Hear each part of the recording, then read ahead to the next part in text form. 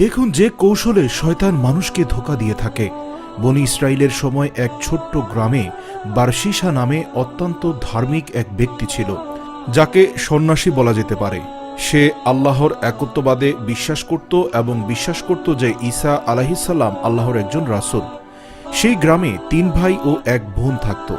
সে ভাইদের জিহাদের জন্য ডাকা হলো, কিন্তু তারা বোনকে একা রেখে ধর্মযুদ্ধে যেতে চাইল না।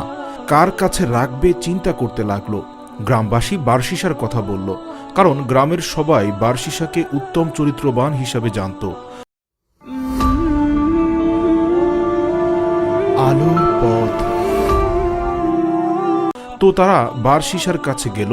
যখন তার কাছে তাদের বোনকে রাখতে চাইল, সে রাজি হলো না এবং বলল, আমি অভিশপ্ত শয়তানের কাছ থেকে পানাহ চাই, কারণ সে ভয় করছিল যে সে গুনাহে লিপ্ত হয়ে যেতে পারে।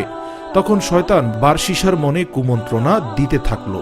চালাক শয়তান জানত যে বারশিসার মন খুবই নরম। সে কানে কানে বারশিসাকে বলল, তারা যদি ভালো কাউকে তাদের বোনের তত্ত্বাবধানের জন্য খুঁজে না পায় এবং খারাপ কারো কাছে মেয়েটিকে রেখে যায়, তখন কি হবে বলো? এই পরিণতি কি তোমার ভুলের জন্য নয়? বারশিসা বুঝতে পারেনি যে এটা শয়তানের কুমন্ত্রণা। মানুষের প্রতি দরদের কারণে মেয়েটিকে সে সাহায্য করতে রাজি হলো। সে মেয়েটিকে গির্জার বিপরীতে একটি ঘরে থাকতে দিল। গির্জার সামনে মেয়েটির জন্য খাবার রেখে আসতো। মেয়েটি নিজে এসে খাবার নিয়ে যেত। বারশিসার সাথে দেখা হতো না। শয়তান বারশিসার কাছে আবার আসলো এবং এবার বলল, তুমি কেন মেয়েটির খাবার তার ঘরের সামনে রেখে এসো না? এর ফলে মেয়েটাকে ঘর থেকে কেউ এতটা পথ একা একা হেঁটে বের হতে বা ফিরে যেতে দেখবে না। বারশিসা রাজি হলো এবং মেয়েটির ঘরের সামনে খাবার রেখে আসতে শুরু করলো। শয়তান এতেও খুশি হলো না। সে আবার আসলো এবং কানে কানে বলল, কেন তুমি তার ঘরের ভেতরে খাবার দিয়ে আসো না? ফলে মানুষ তাকে ঘর থেকে একা একা বের হতে আর ঢুকতে দেখত না। এবার বারশিসা তার ঘরের মধ্যে খাবার দিয়ে আসতে শুরু করলো। শয়তান আবার আসলো এবং বলল, মেয়েটার সাথে তোমার কথা বলা উচিত। এভাবে একা থাকলে সে তো পাগল হয়ে যাবে। বারশিসা মেয়েটির কথা চিন্তা করে তার সাথে রুমের আড়ালে মধ্যখানে পর্দা রেখে কথা বলতে শুরু করলো। শয়তানের কুমন্ত্রণায় একসময় তারা একই রুমে কথা বলতে লাগলো। এভাবে শয়তান তার কাজের কঠিন অংশ বাস্তবায়ন করলো। এ পর্যায়ে বারশিসা এবং মেয়েটা একে অপরের প্রতি দুর্বল হলো এবং এক সময়ে ব্যভিচারে লিপ্ত হলো। মেয়েটি গর্ভবতী হলো, একটি বাচ্চা জন্ম দিল। বাচ্চা জন্মের সময় শয়তান বারশিসার কাছে আবার আসলো এবং বলল, এটা তুমি কি করলে? তোমার পাপের প্রমাণ সরিয়ে ফেলো, না হলে মেয়েটির ভাইরা ফিরে আসলে তোমাকে খুন করবে। বারশিসা হৃদয় কঠিন হয়ে গেল।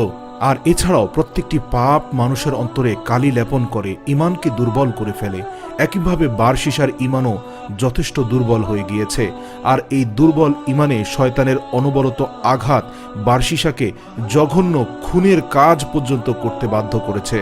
বারশিসা বাচ্চাটিকে খুন করল এবং ওই ঘরের মেঝেতে পুঁতে ফেলল। শয়তান এবার বলল, তুমি এক নারীর সন্তান হত্যা করেছ এবং আশা করছো যে সে এটা কাউকে বলবে না? অবশ্যই সেই নারী তার ভাইদের কাছে সব খুলে বলবে।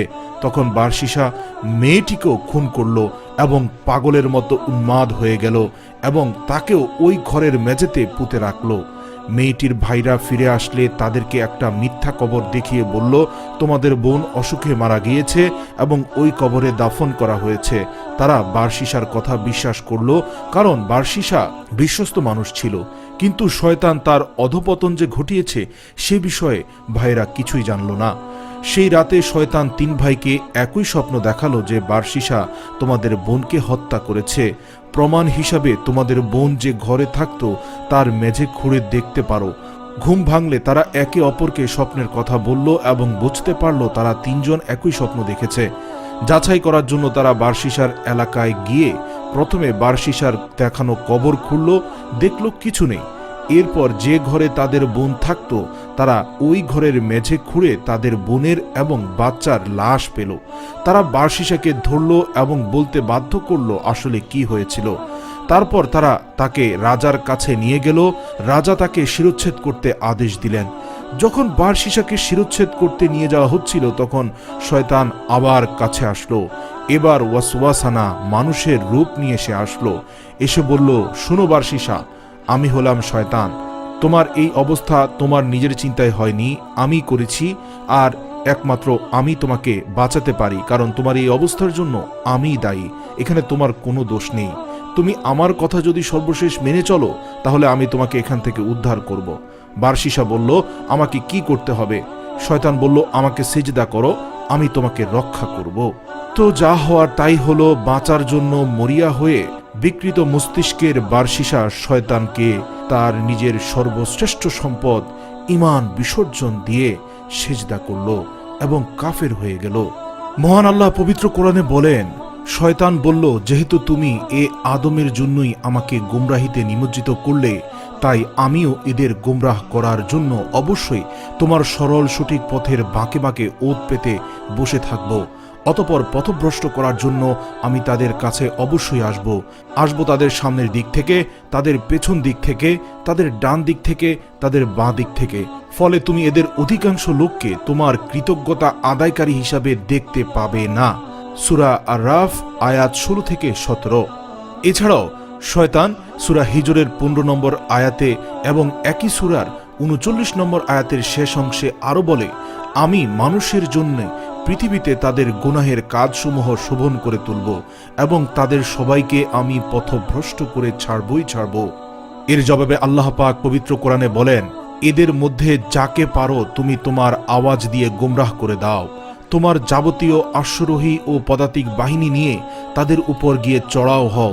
ধন সম্পদ ও সন্তান সন্ততিতে তুমি তাদের সাথী হয়ে যাও এবং যত পারো তাদের মিথ্যা প্রতিশ্রুতি দিতে থাকো।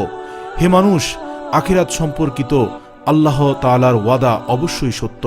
সুতরাং দুনিয়ার এ জীবন যেন তোমাদের কোনো দিনই প্রতারিত করতে না পারে। কোনো প্রতারক যেন তোমাদের আল্লাহ তাআলার সম্পর্কে কখনো ধোকায় ফেলতে না পারে। শয়তান হচ্ছে তোমাদের শত্রু, অতএব তোমরা তাকে শত্রু হিসেবে গ্রহণ করো। সে তার দলবল সাঙ্গপাঙ্গদের কোরআন ও হাদিসের নিষেধ করা বিভিন্ন কাজের দিকে এজন্যই ডাকে যেন তারা জাহান্নামের বাসিন্দা হয়ে যায়। সূরা ফাতির আয়াত 5 এবং 6। বারশিশার গল্প এবং কোরআনের আয়াত থেকে আমরা কি শিক্ষা পেলাম? অবশেষে বারশিশার কিন্তু শিরচ্ছেদ করা হলো।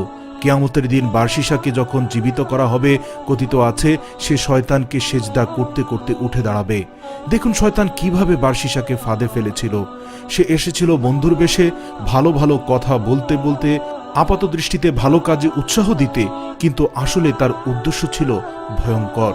আল্লাহ বলেন, শয়তানের দৃষ্টান্ত হচ্ছে যে মানুষকে বলে কুফরি করো, অতঃপর যখন সে কুফরি করে তখন শয়তান বলে, আমি তোমার থেকে মুক্ত, আমি বিশ্বজগতের প্রতিপালক আল্লাহকে ভয় করি। এ ঘটনা থেকে শিক্ষণীয় যে বিষয়গুলো আমরা শিখলাম: 1. শয়তান কখনোই আপনাকে সরাসরি এসে শিরক করতে বলবে না। সে সবসময় আপনাকে ভালো ভালো কারণ দেখিয়ে ধোকায় ফেলবে, এবং শয়তান আমাদের যে কারো চাইতে বেশি ধৈর্যশীল, তাই সে বারবার ফিরে আসবে। কাজেই আমরা সবসময় আল্লাহর কাছে আশ্রয় চাইব শয়তানের কুমন্ত্রণা থেকে রক্ষা পাওয়ার জন্য। কখনোই ভাববেন না যে আপনার অনেক জ্ঞান আছে, বিচার বুদ্ধি আছে, শয়তান কিছুতেই আপনাকে ধোকায় ফেলতে পারবে না। বরং প্রকৃত জ্ঞানীরা শয়তানের ফাঁদে পড়ার ভয় সবচাইতে বেশি করে। এ কারণেই আপনি দেখবেন আলেমদের তাকওয়া, আল্লাহ ভীতি সবচাইতে বেশি। 3 নম্বর শিক্ষা, কাহিনীটা নিয়ে চিন্তা করুন। শয়তান যদি প্রথমেই এসে বারশিশাকে বলতো আমাকে সিজদা করো, বারশিশা কখনোই তা করতো না। কিন্তু শয়তান তার পরিকল্পনা মাফিক ধীরে ধীরে একটার পর একটা ছোট ছোট ধাপে বারশিশাকে দিয়ে ভুল করিয়ে অবশেষে তাকে এমনভাবে ধ্বংস করে দেয় যে জীবন রক্ষার তাগিদে সে অবশেষে শিরক করে ফেলে, যে পাপ আল্লাহ কিছুতেই ক্ষমা করবেন না। শেষ কথা, আল্লাহ যা করতে আমাদের নিষেধ করেছেন তা থেকে আমরা বিরত থাকব। নিজে থেকে যুক্তি দেওয়ার চেষ্টা করব না, এটা করলে কি হয় আর এমন কি, আল্লাহ নিষেধ করলে কি হবে, দেখতে তো মনে হয় এটা একটা ভালো কাজ, এটা তো ছোট্ট একটা পাপ। না না, আল্লাহ যে কোনো অবাধ্যতাই পাপের পথে নিয়ে যায়। আপাত দৃষ্টিতে পাপটা যত ছোটই হোক না কেন, ছোট পাপই বড় পাপের দিকে টানে, বড় পাপ টানে কুফুরের দিকে, আর কুফুরি মানুষকে ধ্বংস করে। মনে রাখবেন, সাপের বাচ্চার কামড়ে যেমন বিষ থাকে, ছোট পাপেও বিষ রয়েছে, আর সে বিষ মানুষকে বড় পাপের দিকে টেনে নেয়।